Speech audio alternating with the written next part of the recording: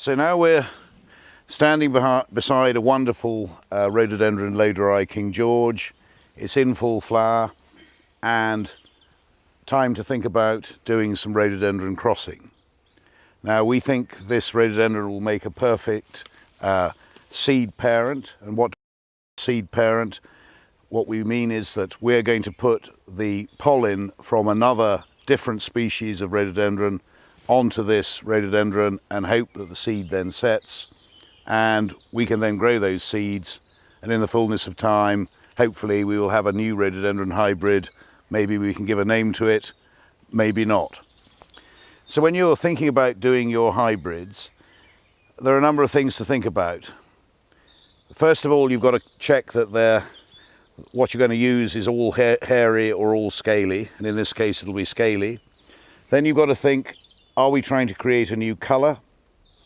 Are we trying to create a plant which grows bigger or smaller than its parents? Are we trying to produce a plant that flowers earlier or later in the year? And any one of those may be perfectly valid choices and reasons why you're going to attempt to make your cross. And so we want to pick a flower that is only just coming out, where the pollen isn't yet showing, which it isn't here, but where we can already see that the female reproductive parts are sticky and receptive to receiving pollen from another rhododendron. And the first thing we want to do is, having selected that as our flower, we want to get rid of all the other flowers nearby, because we don't want bees coming along or flies or other insects coming along with different pollen and messing up the cross which we're going to attempt to do.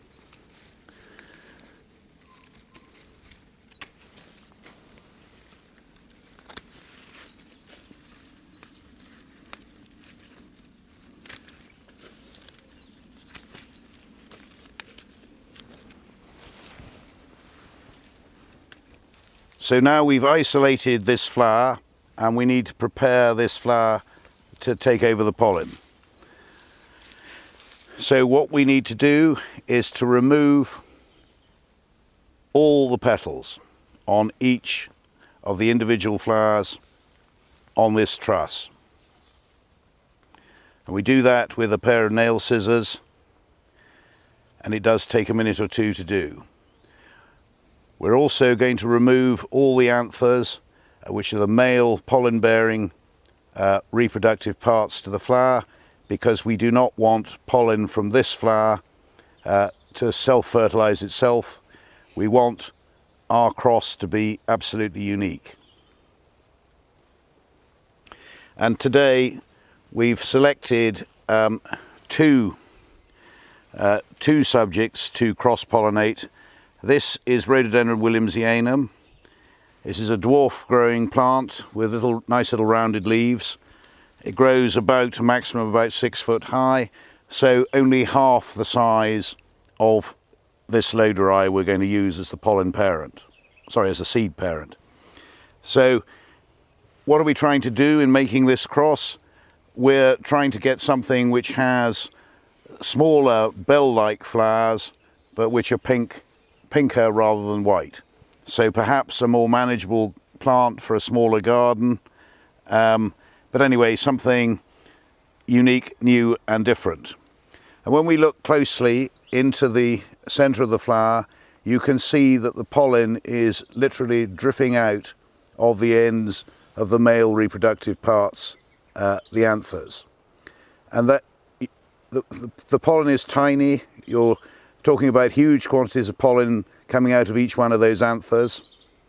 But all we have got to do is to get that pollen onto the sticking female reproductive parts. Now I'm going to touch that, and it feels sticky to the touch, and there's a sort of slightly glutinous, which means that the female is prepared to receive the male.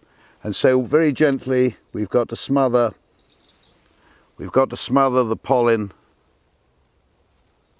onto the top of the stamen. And we want to do the same thing to each one of these individual flower heads. And normally we'd use one or two different flowers. We've got another flower here which is also covered in pollen, and you can see how the pollen, even to the naked eye, you can see the pollen is actually sticking. So we put a label to remind us come the autumn which seed head to pick and which seed head then to go on and sow and propagate next spring.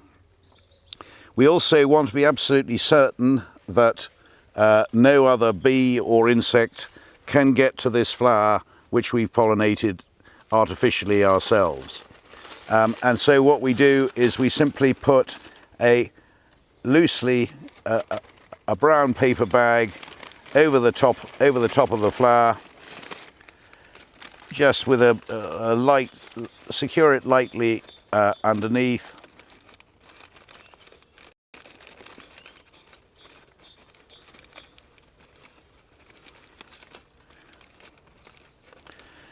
Now all that paper bag is doing is just protecting that flower head. It'll rot away, it'll blow away in a few weeks or a month at the most. That doesn't matter. By then the rest of the flowers will be over. By then seed will be setting all over this plant, but hopefully specifically in this flower. And if you're around here in 20 years' time, you hopefully will be able to see the end product of a new rhododendron hybrid.